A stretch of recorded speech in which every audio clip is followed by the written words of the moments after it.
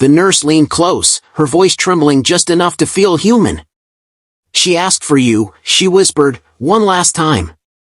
For a second, I forgot how to breathe. It had been 17 years since I last heard Evelyn's name without bitterness. 17 years since she walked out with half my heart and all my savings. And now, she was asking for me. The man she left behind in a crumbling house. The man she once called her husband. But wasn't anymore. Funny how life circles back. How even ghosts find their way to your name when regret comes knocking. My name's Frank Halpern, 68 years old, born and raised in Haven Creek, Missouri. Retired mechanic. 42 years under the hood, long enough for grease to become part of my skin. Every morning, I still wake up at 6, even though there's no shop to open. Black coffee, old radio humming soft country, and the sound of my neighbor's flag catching the wind. That's my routine now, small, quiet things that used to mean normal. On my kitchen wall, there's a faded picture, me, Evelyn, and our dog, Duke. She's laughing in that photo, her hand on my shoulder, eyes squinting at the sun. Sometimes, I catch myself staring too long. And I wonder how a love so steady could disappear like morning fog. Back then, I believed in hard work, in keeping promises, in growing old beside someone you trust. I gave everything I had, and lost everything that mattered. 10 years back, I owned Halpern Auto Repair, a small shop right off Highway 23. Folks used to call me Frank the Fixer. Didn't matter if it was a busted carburetor or a broken heart. People came to me to put things back together. That's when Evelyn's nephew, Tyler, rolled into town. Sharp suit, college smile, and a way of talking that made you feel outdated. He said he had big plans for the shop, digital marketing, expansion, online bookings. All I heard was a boy who didn't understand loyalty. But Evelyn, she listened to him. She said, "Frank, times are changing. Tyler's got the brains for business. Maybe it's time we let him help." I wanted to say no. But marriage, you learn, isn't always about being right, it's about keeping peace. So I agreed. Tyler started small, helping with paperwork, inventory, tax filings. Then one day, he brought me a stack of forms. "Just standard partnership adjustments, Uncle Frank," he said. That smile of his sharp as a blade hidden in silk. I didn't read every line. After all, he was family. 2 weeks later, the shop wasn't mine anymore. The accounts drained, property deed transferred, my name reduced to a memory on old invoices. And Evelyn? She stood beside him in court, filing for divorce. Said she needed a new start. Said I was stuck in the past. I remember standing there in that courtroom. Hands shaking, trying to understand how love can rot quietly from the inside. That day, I lost my shop, my marriage, and the only life I knew. And I learned something that every old man learns too late. Betrayal doesn't shout.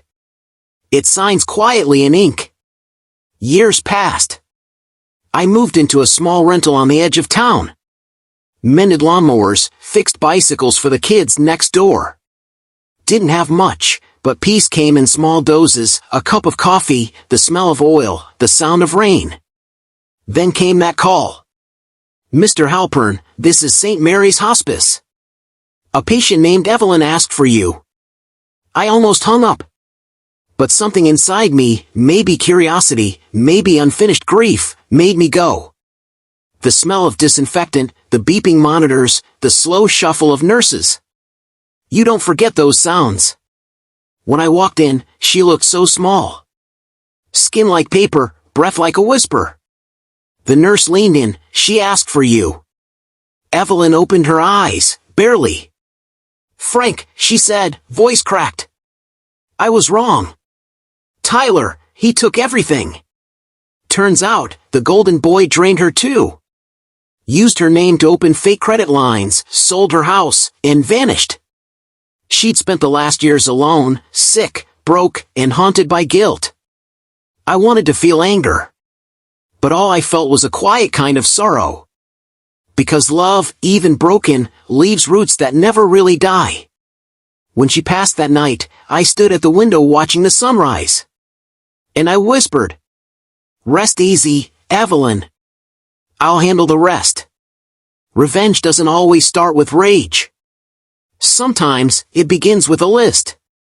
I spent weeks gathering what I needed: old contacts, banking favors, mechanical forums, legal friends. Found out Tyler was running a luxury car dealership in Kansas City. Flaunting the same logo I once painted on my shop wall, my name erased, his plastered on it. He thought time made me irrelevant. He was wrong. I didn't storm in or shout.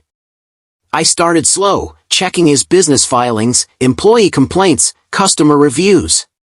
Found false warranties, unpaid taxes, forged emissions certificates. Every night, I sent one more document, one more report. Not out of spite, but out of principle. A mechanic knows every system has a weak point. You just have to find where it's leaking. It started with a letter from the state, an audit notice. Then came supplier lawsuits, bad press, online reviews flooding in.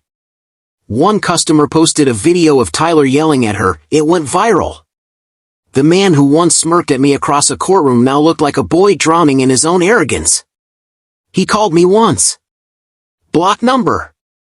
"Uncle Frank, did you do this?" I said nothing. Just let the silence answer. Because silence, I learned, is louder than rage. And far more terrifying. A few months later, our town held its annual Haven Creek Business Awards. And Tyler's dealership was set to win Entrepreneur of the Year. The whole town was there, local papers, mayor, even the church choir. I stood in the back, next to the coffee urn, watching as Tyler strutted up to the stage, flashing that same polished grin. But before he could speak, the moderator cleared his throat. "Ladies and gentlemen, due to ongoing fraud investigations, this award is withdrawn." Gasps. Murmurs. Then officers stepped forward. The room went silent except for the sound of cuffs clicking. Someone whispered, "Isn't that Frank Halpern's nephew?" Tyler's eyes met mine across the room, shock, fury, disbelief. But I didn't smile. Didn't gloat. Just tipped my head once, the way old men do when they've seen justice done. For the first time in years, the weight on my chest eased. Not because I'd ruined him, but because I'd reclaimed myself. A week later, I drove out to the old cemetery. Evelyn's grave was quiet, soft breeze carrying the smell of lilacs. I set a photo of us down, the same one from my kitchen wall.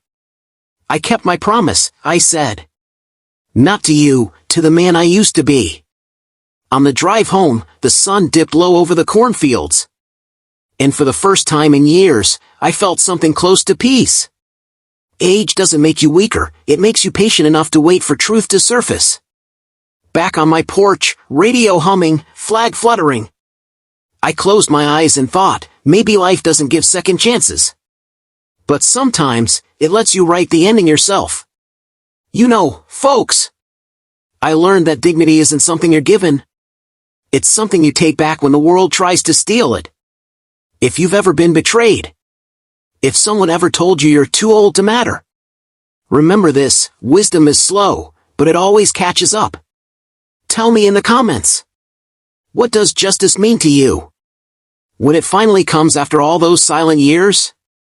The nurse whispered, she asked for you. But by then, I wasn't her husband anymore. And that's okay. Because I was finally myself again.